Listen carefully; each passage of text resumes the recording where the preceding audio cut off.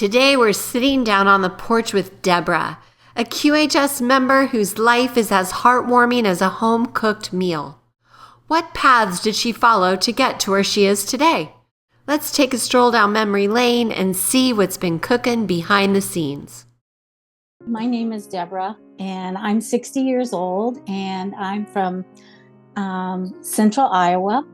And my ancestors came to America from several places in Europe, Great Britain, Wales, Scotland.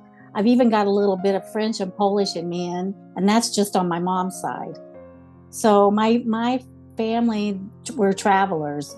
On my dad's side, I came from Germany and Bavaria, and even have some roots in the wandering Jews in Slavia from centuries ago. I grew up in southern Iowa. That's where my ancestors landed when they came across the United States to settle, and my parents were farmers. We had corn and beans, and we also had farm animals, cows. We even milked some cows for a little while, and we had pigs and chickens. I remember very well doing chickens every year, and my mom was like a major pioneer woman, because I remember being in the back of her, looking through my back window to the back porch, and it was too cold and rainy outside to do the chickens. And so my mom would, you heard of wringing your chicken's neck. My mom would come and swing it, and then she'd slap it down and chop the head off right in our back porch. It's amazing. She was like, she did whatever it took. And, I appreciated that, but that was a little, we couldn't see the whole thing. I just knew what was happening back there when I was little, but I did see her arm going around with the chickens. Anyway, so, we had a really big garden. That was a very good memory. We had a gigantic garden, actually, and a huge strawberry patch, and people would come and pick strawberries. And a fond memory I have is at harvest time, when kind of emotional for me with this, but we would all go out to the garden and dig up the potatoes. I remember the potatoes the most because we had this pitchfork, and we put them in the wheelbarrow and take them to the porch. Our porch on our house went around two sides of the house, so it was huge, and it was all covered, and we'd have them laid out to dry, and then after they dried for about 3 days, then we put them in gunny sacks and put them in the basement, so we'd have something for winter. But even in that, my family is like a little bit blended. So my mom got married to a man, and they had 5 kids, but just before their 5th one was born, like 2 weeks, he was in an accident, a bulldozer accident. He operated a bulldozer. That was their business at the time, and a tree fell on him, and so he passed, and my mom was left with 5 kids, and it was very difficult for her. Of course, the community did come in and help some, but so my dad came along about 4 years later, and they got married, and he took up the whole gang, and I was born with my twin sister a year later after they were married, and then they had my younger sister a year after that. So they had a full house, and it was very busy at our house. But, by the time I was born, the older ones began to go to college. So we weren't all there all the time. But I did love it at Christmas time when we would all get together. That's a fond memory of ours. We'd go out to the farm and cut down a tree and bring it home. Yeah, that's a good memory. But as time went on, my mom and dad divorced when I was in 6th grade, and he moved away, and I just remember being in a lot of lack. We had no heat in the house many times, except for the wood stoves that we had going. And I remember the church people would come and cut down trees and cut them all the logs and bring it to our house. And even sometimes we didn't have hot water, so I had to heat it up on the stove to go take a bath. But I really began to appreciate what I had.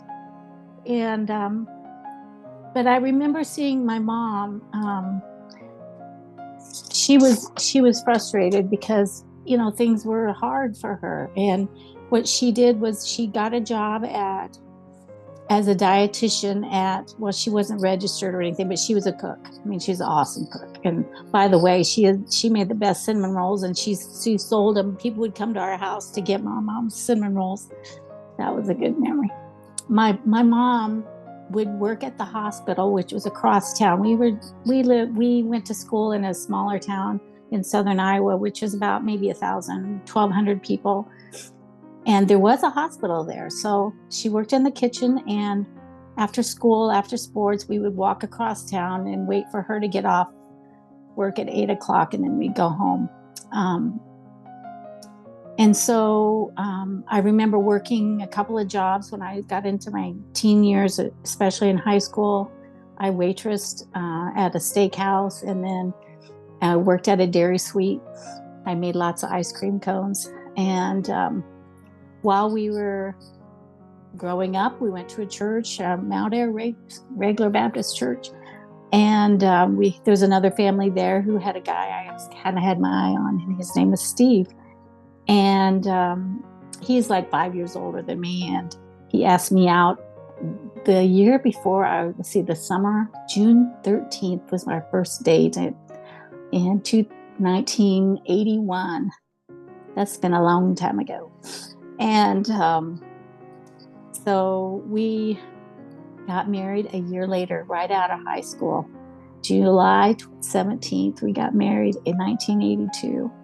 And we've been married all these years now. It'll be 42 years this year, so that was cool. Yeah. After we got married, Steve and I moved a couple hours away so I could go to college. He worked at Iowa State University, and inside that was a company called Ames Laboratories. Ames Laboratories was the main headquarters and research institute for the atom bomb, which is kind of interesting. And by the time he got there, they were dismantling all of that. But he was an electrician there, and he worked there for about 43 years, and he's now retired. And right after we moved up to away from home after we got married, I went to nursing school, and I got my RN associate degree. But then after I started having kids, I changed to doing interior decorating because I had a side job sewing like crazy. I was like window treatments, bedding, and all that stuff. And yeah, I love that. And I stayed with it. I still have my license, but I really stayed with it. But in the last couple of years, I've gotten into some life coaching classes, and I have finished a life coaching class, and I've been certified now. So it's really great. I love that. And I'm beginning to get my business together with that. But I've had some really great joys in my life. As Steve and I have 3 children, Brett, Kimberly, and Karen. Kimberly is married. Brett and Karen aren't married, but Kimberly's married. She has 4 little boys. Victor's 11, and Noble is 9, and Royal is 6, and Honor is 4. They're beautiful, and I get to be their creative art teacher, and their mom is doing some at-home schooling. They do homeschooling. And so, but as I look back in my life, and all the joy in my life I began to realize that I was experiencing a lot of resentment. And I saw that in my mom because she struggled so much. And she had to have her gallbladder out. I remember her having that surgery, and then she had some other surgeries with her legs or her hip surgeries and such. But since I've been in my life coaching classes, I began to realize and learn that the gallbladder is connected to resentment.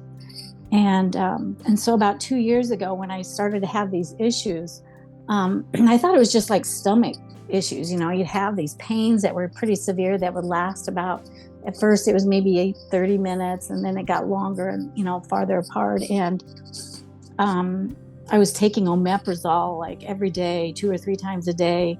And really, it didn't see a whole lot of results with that. And so it got so bad I started like vomiting and such. And so I went to my doctor. I think I would have gone sooner, but I was determined. There's something, I think I can fix this. Well, so it was during that time I got the quantum healings device. Okay, so this has been, let's see, I got in when you guys first started. I'm an early adopter, so that was like 22, 21, something like that. The spring, it was 22, yeah, spring of 22. Well, that's just about the time I was having some issues and with my gallbladder. So I had that device, and then I got the next one, and I got the V6 now, but I've had that for a while, for at least a year. But I started getting that device, and my doctor sent me to get a scan on my gallbladder. Well, I find out that my gallbladder was full of stones. And so she sent me to the surgeon, and the surgeon said, you got to have this out. Well, in the meantime, I'm having these attack things, and I'm like, Lord, what do I do about that? And I had a friend, she was a dietitian. She called me, and I told her about what was going on. And she said, I think you should maybe think about getting into this life coaching something and see if they could help you. And so I knew I had the device. I kept the device with me all, I'm like, there's something to this. I'm going to be faithful to have this with me. Well, while I'm carrying that device around, I began to like awaken or something. It's like I started to become aware of me. And I did get into this class, and I began to see there's something to this, like there's something to a consciousness and how my emotions are affected, how it affects my body. And so I took a couple of classes from them, and on the second class, I had a really long attack. It was like 9 hours long, and I'm walking the halls, and it was really a lot of fun. Not. And so as I finished that second class, I began to realize that my gallbladder has been holding all my emotion, all this resentment for so long, for years. And the pain was to wake me up. And I really feel like as I began to awaken when I got the device, that I really believe that.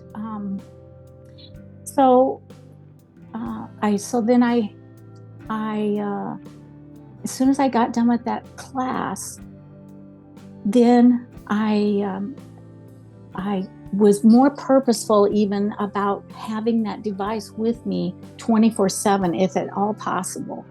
And I began to have my sleep began to be more deeper sleep. I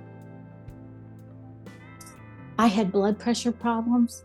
My blood pressure started to come down, and I began to relax. My muscles began to relax.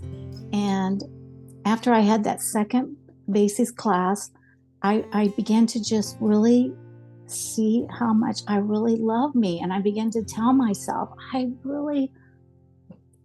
love me. And thank you, God. Thank you, gallbladder. I began to speak to every part of my body. I began to speak to my gallbladder. It just, that gratitude just started welling up, because my gallbladder has held on to all this stuff for me, and it's been such a faithful part of me to hold on to it. And that pain was there to wake me up. And I'm really I'm grateful. I'm beginning to wake up to the wonder of me, the wonder of my body, the wonder of who I really am. As I finished that second class, I was like, Lord, what is the next thing? Because I really want it fully healed. And so I had someone come to me and said, Deb, have you ever heard of a liver cleanse? I'm like, no, what is that? And I had even asked my doctor about that too after that, and they had never heard of it, and they thought I was wacky about the whole thing. But she said, you should try this and see what you think. And so I got this book and I started reading it, and I did it. And I got rid of my first liver cleanse. This is crazy, but I got rid of 185 stones.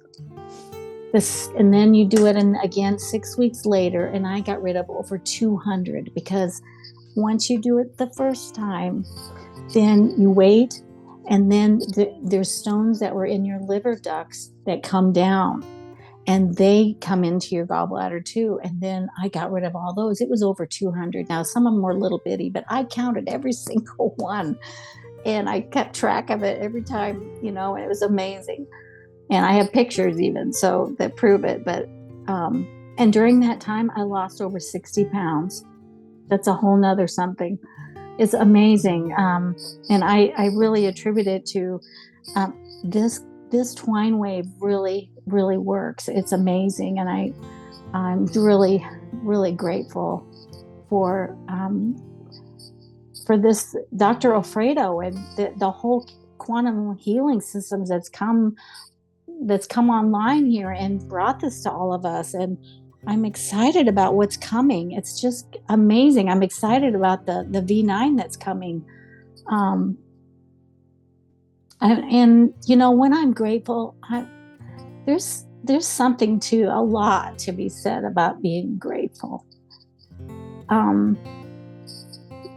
When I'm grateful, my body relaxes. I get creative solutions come to me.